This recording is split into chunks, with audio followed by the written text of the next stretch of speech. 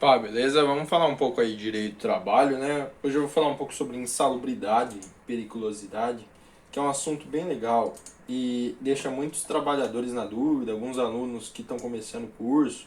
E é bom, até por uma questão de se você estagia, se você trabalha, se você ajuda trabalhadores, né? Enfim, a insalubridade e periculosidade elas vão ser principalmente regulamentadas pelas NRs, né, que vem da portaria 3.214 de 1978. A NR 15 fala de insalubridade e a 16 de periculosidade. No artigo 189 da CLT diz que serão consideradas atividades ou operações insalubres aquelas que por sua natureza, condições ou métodos de trabalho expõem os empregados a agentes nocivos à saúde, acima dos limites de tolerância fixados em razão da natureza e intensidade do agente e do tempo de exposição aos seus efeitos. Aí, como a gente está vendo aí, deixa eu só. Precisa ter natureza do agente ou intensidade, ou os dois juntos. E aí o 9.2 diz que dá para neutralizar ou diminuir a insalubridade por meio do uso de EPIs, redução aí das condições de insalubridade. Então, se uma máquina faz muito barulho, o empregado está com problema de audição, o empregador pode ir lá e trocar a máquina por uma máquina silenciosa, que aí vai neutralizar a insalubridade, porque não importa a redução salarial, tá? A insalubridade não integra o salário. Então, se você perder a insalubridade, você não vai estar tendo redução de salário.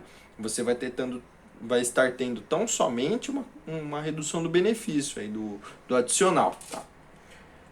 Os EPIs, que são equipamentos de proteção individual, óculos, máscara, luva, avental, são vários, tem muita coisa. Protetor auricular, aquele concha, né? Ou intra-auricular, eles neutralizam ou diminuem a insalubridade. Então aí isso tudo é verificado por meio de uma perícia no processo. Se a gente entra com o processo judicial pedindo a insalubridade porque uh, eu trabalhava em condições insalubres, o juiz vai marcar uma perícia, o perito vai na empresa, o perito vai ver se você recebia EPIs, vai ver se os EPIs que você recebia tinha CA, que é o certificado de autenticidade, eu acho que é o certificado de... Bom, tem que ter CA. E ainda o empregador precisa fiscalizar o uso, ver se o EPI que ele está dando para o empregado está sendo efetivamente usado. Isso dá inclusive justa causa. O adicional de insalubridade, então, ele vai integrar a remuneração e não o salário, e ele vai ter 3 patamares. Primeiro patamar, 10% de salário mínimo, insalubridade em grau mínimo. Depois, segundo patamar, 20% de salário mínimo, insalubridade grau médio. Isso tudo conforme a intensidade ou a natureza do agente. 40% de salário mínimo. Já vou explicar porque nós pulamos 30%. 40% de salário mínimo. Insalubridade em grau máximo.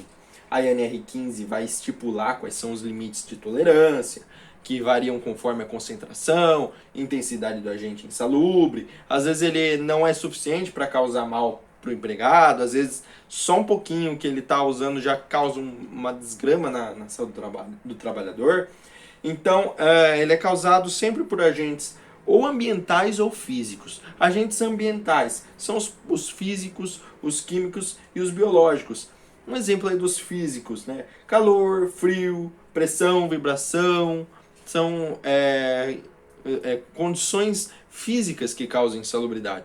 Químicos, manipular um solvente, um derivado de petróleo, um produto aromático, né, que tem benzeno, gasolina, álcool.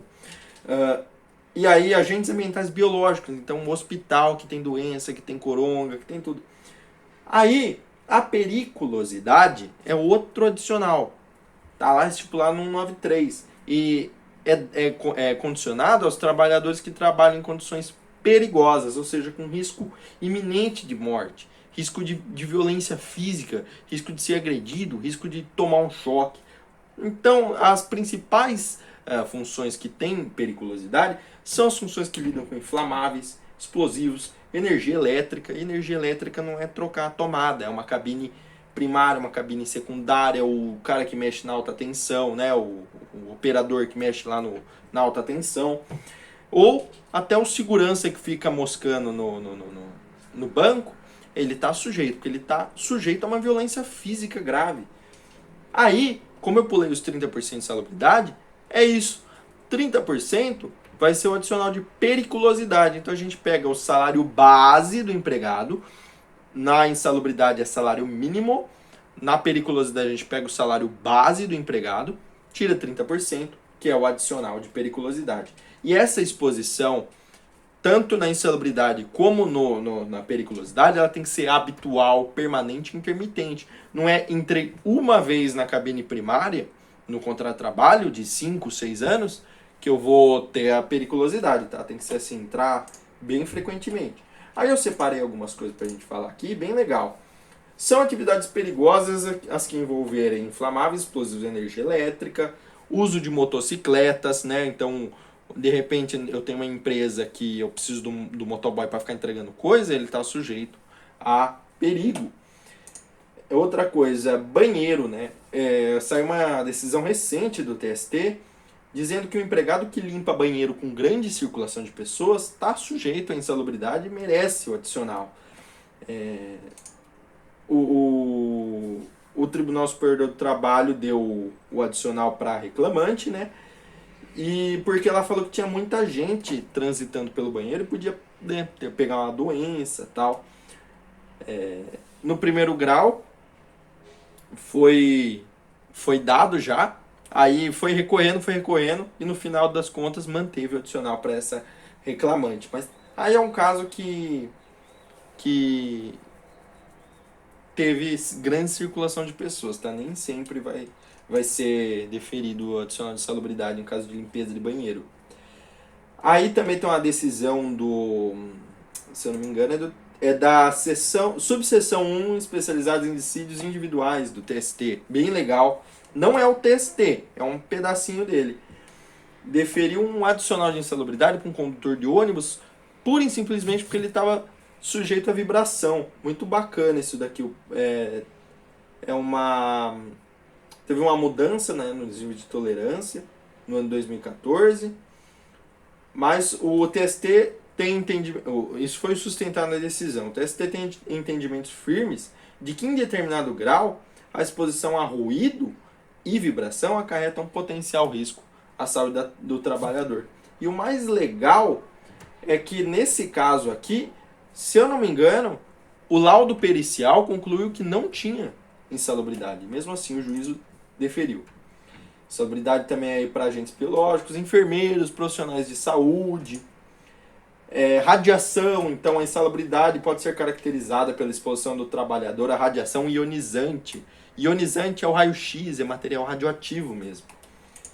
Salubridade, frio e calor, o cara que entra na câmara fria. Restaurante, cozinha industrial, incinerador, forno industrial muito quente, né, muito calor. Produto químico, aí a gente tem dois tipos de química. A química qualitativa, que só por ter contato já dá insalubridade, independente da quantidade. Por exemplo, solventes, tintas, chumbo, mercúrio, geram insalubridade independentemente da quantidade com a qual o trabalhador tem contato. Já os qualitativos têm um nível de tolerância, que são acetona, etanol, cloro, gás carbônico. Então aí numa tolerância ele pode ficar. Insalubridade ruído, né? 85 decibéis é exposição por no máximo 8 horas. Se a gente subir para 115 decibéis, né, a exposição do trabalhador, é por no máximo 7 minutos. Então, para você ter uma noção, uma geladeira produz 35 decibéis, furadeira 80 decibéis, uma sirene produz 120 decibéis e um avião em decolagem produz 130 decibéis. A insalubridade e periculosidade para mecânicos, né? Muito legal. Tem até um processo aqui que eu achei. Isso aqui está tudo numa página aqui que eu administro. Insalubridade e periculosidade de mecânicos, né? Insalubridade, no caso dos mecânicos, ele pode ser pelo contato da graxa, do óleo, do thinner, tintas e solventes, né? E a periculosidade pode ser pelo contato com inflamáveis, explosivos, né? A eletricidade do carro ou da máquina que ele está operando. Então, é bastante coisa legal. E mais importante que isso, o TST entendeu que não pode acumular insalubridade e periculosidade. Isso aí foi pela SDI 1, igual o outro lá que eu falei, subseção de dissídios individuais 1 do TST. Aí isso aí predomina, tá? Alguns juízes já admitem que se acumule os dois. Por exemplo, o, o frentista, ele está sujeito aos dois, né? E na minha opinião. Então, alguns juízes dão os dois, mas via de regra, a maioria dos juízes vai argumentar aí esse julgado do TST. Então é só uma conversa, não é muito técnica, porque como é um assunto muito difícil, é, é melhor pegar uma leitura, ver uma coisa legal e aprender na prática, né? Então, eu espero fazer algum vídeo mais legal sobre insalubridade e periculosidade, mas de qualquer forma, eu espero que eu tenha ajudado.